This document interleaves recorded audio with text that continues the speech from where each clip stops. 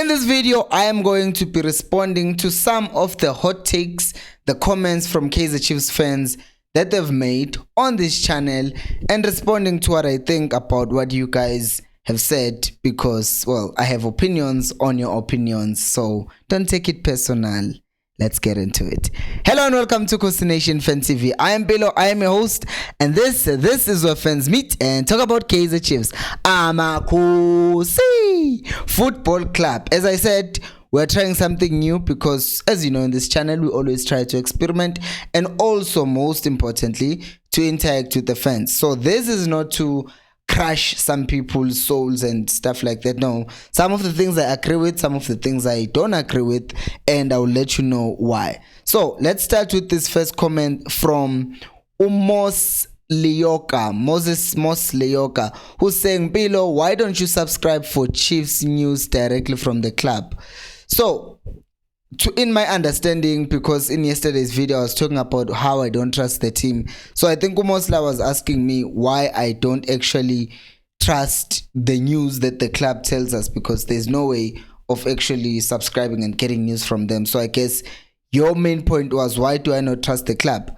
Well, it's right there. I don't trust the team because what they do is they take way too long to make things known to us. So most of the things that we know, one of the reasons why there's so many channels that talk about Kaizer Chiefs and the news, and they're thriving and they're growing with those things. Why? It's because we read publications for Laduma or Itiski Times and we tell you about the news. Kaizer Chiefs, in the meantime, they keep quiet, they don't say anything. And then you hear sometimes people blaming YouTubers, saying, these YouTubers are trying to make money out of Kaizer Chiefs, blah, blah, blah, blah, blah, blah. I'm like, guys, so kumele sonke sihlale sigoqe izandla sithi okay, so lindi Chiefs ikhulume. And also, if ulindi ukuthi Chiefs ikhulume, why are you watching these videos zabantu who are talking about Kaizer Chiefs? Because clearly Chiefs is not communicating enough, and that is why people have to rely on other people. And sometimes even when Chiefs does speak, they don't communicate the full picture, they don't tell us the whole truth sometimes, and then we find out Chiefs were actually hiding this. So for me personally, it's then difficult to trust the club ukuthi they are going to give me or deliver the news as they are, because at the end of the day, they are a business and sometimes they have to hide certain things in order to protect some people or the management or somebody in the club. So then that's why I cannot truly subscribe from everything that they're saying, because it's usually not entirely the truth. Sometimes it is, sometimes it's not. Next one is Unjabulo Dladla, who's saying, I agree with you in most of what you say, context in yesterday's video. And then he says, except Itulol, the guy is a legend. He built, contributed a lot to the trophies we've had. I would rather he make a mistake, because I know it's a genuine mistake, than having a person who has nothing to show to bring down the years of hard work. Now, here's the thing. I said this, that's why yesterday when I was talking about Itumeleng Khune, I prefaced it by saying he's a legend of the club, he has contributed and said all of those things. Here's the thing about Khune. There are two things. The first one is that I'm not saying he should never be played ever again. I am saying unama mistakes, right? And the reason why I worry about him at this point is that it's not like he was just kicked out of the squad. It was his fitness issues that got him out there to not play for the Chiefs, Orlando Akpe and all these other keepers. So it's not like it was a conspiracy to get him out in the first place. He remains a legend, but the other part about Khune is that if you play him this season, he's not going to be there next season. So I would rather build on something that we will continue building on next season, rather than using Khune this season and then he leaves next season and then we have to start afresh with a new goalkeeper. So that's my other problem, which, as much as I think Khune can still be a good keeper, although naezoenza mistakes which is normal, the difference between him and Peterson, Peterson, as much as ezoenza mistakes, at least we are building on something obvuma for that matter, and then next season he will still be there, or we'll know good, okay, Vela's not keeper, we need to find a keeper now. Kan manje so look sithi asinawo ama backup uPeterson, then next year comes and then ukhona uhambile kumele siqale phansi. And the other thing, have you noticed ukuthi ama mistakes on Kaizer Chiefs goalkeepers kind of increased when I forget his name, the goalkeeper coach that they just brought back? When he left, iChiefs yaqala keeper istandard sehla sashona phansi. So could it be ukuthi the problem because we had uBaloyi wahamba uBaloyi kwezu Fernandes wahamba uFernandes kwezu Khune held it down. Kwakukhona brilliant Khuzwa. Even Batman was there for Chiefs at some point. So all of these keepers were really good with Chiefs. Even Lomchito wagcine ku Sundowns. Now it was really good, trained by Chiefs and improved with Chiefs. So the thing is, Chiefs does have a goalkeeper, and I believe the quality is just that training and coaching has been lacking in recent years, and that is why we've seen a lot of mistakes. And even Peterson this season, I'm a mistake allowance against the Sundowns. One, it has to do with Sundowns being a good team, putting pressure and applying pressure on Castillo, but the second one was just a howler that Peterson made. However, what I will say also is the fact that I have seen a lot of improvement in terms of how Peterson deals with aerial balls, and I will point that to the fact that the goalkeeper coach is back. So clearly there's been some improvement that are brought by the new goalkeeper coach. So I think it makes sense. Khune is a legend, but I think it's just time for us to move on from him and look at other people. Next one is a long one from Elvin Kumete, who's saying, mina mfethu Mpilo, I always say that Nsegi doesn't fit as a right man for me at Chiefs. My opinion is that he lacks the style of play. He seems not sure how to use players to their abilities, and he still uses Zwane's philosophy and tactics.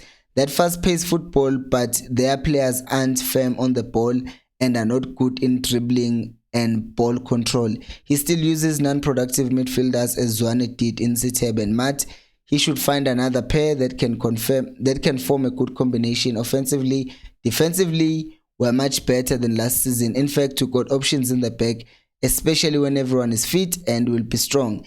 If I, for one, don't believe all our strikers are failing us, no. Firstly, supply them there for us to judge them accordingly. Our midfielders always want to score or win the match, playing heroes, forgetting their job. That is to create and assist in both attack and defense. So for me, they haven't come to the party yet, at least not the players who always in the starting 11. Please bench those players who underperform. Even rotation system can help. Ukuzimisela kungabuya kucace impuphu umuntu azise nebhenchini. So vele for one, I agree with the last part yokuthi we need rotation in the team, because if players don't have people who can come in for them, they become way too comfortable. And if a player knows ukuthi if I don't perform, I'm out, then that's good for the team. Competition is always gonna be good for the team, and I agree with you on that. As for our strikers and the setup, let's mix the two.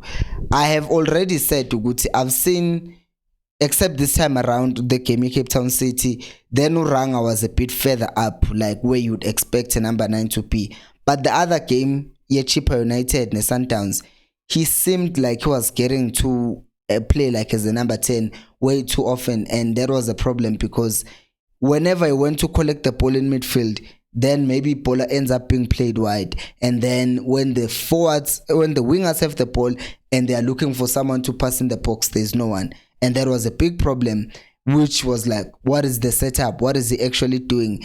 And for me, if you ask me this, I know people will say, hey, don't bring up Uzwan. But in the Bisecteni, without bringing up Uzwan, Unsegi has a better squad than Uzwan. And I don't think he has done something incredibly amazing so far to say, there's clear improvement from what Uzwan didn't do. Because for one, he has better defenders. That's where it starts. Our defense looks more solid because he has better defenders. Our midfield, when we look at Castillo, is a very solid player, a very good signing for us. If you look at our wingers, we have Vupulemot, very solid. Botsane on the right, very solid. Tutuzim Tanzani, what an assist, very good. Dupree is continuing where he ended last season. So you look at the squad, you already have 2 people at the back who are new. You go to midfield, you have 2 more players who are new. You go up front, you have 2 more players who are new, who are starters. So 6 players who are starters are there. I knew, and they are already showing the difference because it's new players. It's the quality that the squad was lacking last season. So Nami, in my case, I'm not saying Unsegi doesn't have a playing style. No, I'm saying so far what I've seen is just the quality of the players that we signed. Uguti, they are good and they've improved the team. It's not Uguti Unseg has done some tactical change that has made Chiefs look 100 times better than it was last season. For me, it's still the players because his setup has been questionable, especially setting up so defensive against the Sundowns. Although last season with the West squad, we gave the Sundowns a good game in both legs, except Igugutu started making mistakes and then we got destroyed and then it looked like we are not playing at all. Please like the video, by the way, and subscribe to the channel, and also share the video with your other friends. So I do think Uguti ngempela the players have proven and have helped Unsegi look better so far, but hopefully going forward we are going to start and see what he wants to do with the team. Birthday Unsegi today, so I wouldn't say happy birthday to happy birthday to him, although he won't even see this video. Or will he? Hello Unsegi. Hello. Next one, Daniel Moy is saying Pilo, loan or no loan, Oksala, we've bought the striker. If he adjusts, then we're gonna buy him. I'm sorry, I think I read this comment and I was like, there are two things that I think you need to understand. We signed the striker Jason Gonzalez, right? We signed him on a loan. Chiefs did not say he's signed on the loan. I double checked the statement. It just says we signed a striker, right? So we're signing him on a loan. Loan or no loan, oksalayo, you're meaning it doesn't matter. It does matter, my brother. It does, because if the team is happy with what they see from him, that means two things. They will say, Chiefs, if you want this player, we can sell him to you. And if a player performed well for your Chiefs, that means that team now has, a leg to stand on, because they are like, you know what, they've already tasted and seen how good he is. So now we're going to charge them 10 million. Do you honestly think, even if a player comes to Chiefs and this season and he scores 20 goals and is prolific and is everything that we've ever wanted to Gonzalez, do you think the Chiefs are going to pay 10 million for a player? I'm just asking you, because if he is loaned to Kaizer Chiefs, they probably paid, let's say, 1 million, because there's a loan fee that you pay as well. Probably paid $1 million, but if he performs and he proves that he can score goals for the Chiefs, then the price tag is going to shoot up immediately. He's 24. So Guma valuation ama players, they also add in the potential good. If it's like this at 24, what is it gonna be like at 27? So there is age, and then there is what he's doing at this current age. So it does matter Uguti loan or no loan, because it's up to the club. The season ends, then the club can keep him and say, we want to sell him to other teams that are going to give us way more money. And then, Chiefs will be out. Chiefs doesn't pay a lot for players. We've seen them mess up signings that we thought were over the line, but they didn't do them. So I'm not going to sit here and say it doesn't matter, because it actually does matter, given Uguti, the team that we support. Next one is Umbuso Sindanu saying, Bill, I would like to appreciate your work every day. I'm looking forward to watch your videos, such that I was feeling anxious when you did not post on these days. You at the stadium. Keep up the good work, Vanagiti. And guys, yeah, please do make sure to also like the video, so that I can keep just working and working. Next comment is Unta Andonlovu saying, Mr. Mpilo, I think the team also need a proper defensive midfielder, because Castillo, for me, he looks like a central midfielder, not a defensive midfielder, and right now it affects him when he attacks. He quickly come and defend, so he's not fully attacking and fully defending. He's performing both half, and it's going to affect his performance. I agree, and I've made my thoughts known on that too. I don't think Castillo is a defensive midfielder, and I've seen people saying he played as a defensive midfielder his whole career. The man has played as a center back. He has progressively moved further up the field. He's one of those. He played as a center back earlier on in his career, moved to defensive midfield, and then he moved to central midfield, and then he was playing as an attacking midfield. Why do coaches in the teams that he's been playing for keep on moving him further up the field? It's a simple reason, because they see that he can contribute much more in the final third when the team is playing. So lento ukuthi thina somthatha simenze our main defensive midfielder at this point is clear ukuthi kwathina kubuye kube nalento ukuthi akuna understanding ukuthi siyambona umdlalo ukuthi yes, as much as he can contribute defensively, but he's also just as good offensively. People are gonna tell me like, yazi abantu sometimes wangixaka ubona ukuthi umuntu ibhola kalibuke ethi hayi, is there something wrong with the midfielder who scores goal? Is there anything wrong with the defensive midfielder who scores? I'm gonna make an example. Kuno Rodri, kuno Casemiro, kuno Fabinho. Rodri scored the goal that won in Manchester City Champions League, and is a defensive midfield. So are we going to use that logic and say, but Rodri, uyakwazi ukuyokora amagoli? But look at his setup in Man City. When he did that, he had in Man City 3 centre backs at the time. In fact, last season Man City bidlala ngama centre back awu 4. Dlalisa John Stones as the other centre back with Ruben Diaz kwa left ku Ak, kwa right ku Akanji. But mabe attacker John Stones gets into midfield and makes sure ukuthi one, he also is covering for Rodri if he wants to move further upfield, but also at the back they still have their back 3. Onke ama defender are there at the back, so their setup is allowing them to be able to kind of deal with any counter that the other team might try to form. Secondly, ama team when they're playing against the City, they are all behind the ball because they are trying to defend. When teams are playing against Chiefs, they are not sitting behind the ball and just scared for their lives. They are always leaving someone up front also shama defend. So he set up your Chiefs, set up your Man City, set up your Liverpool. They trust to Konate. He's quick enough. He's gonna catch anyone. Van Dijk before he got injured. All of those things. But the moment there were problems in our midfield, which how we set up in Liverpool was, then teams were able to exploit Liverpool. That's why they had such a horrible season, because they now weren't set up properly to stop those counters. Same thing if you look at Man United. Casemiro scores mangama set pieces. Goes up, he scores goals. So yes, defensive midfielders can score goals, but it also depends on how the team sets up. If you look at the Chiefs, ubanozo kaveluka stay, because Kwaenu Mati now is expected to contribute going forward, which means when we're all going forward, kuzo salimbobo, because Uslant overlepile, Ufroslo overlepile, and we're left with just 2. So if they leave just 1 player up front, uzovela abashiyela abantu ahamba ushaya goal.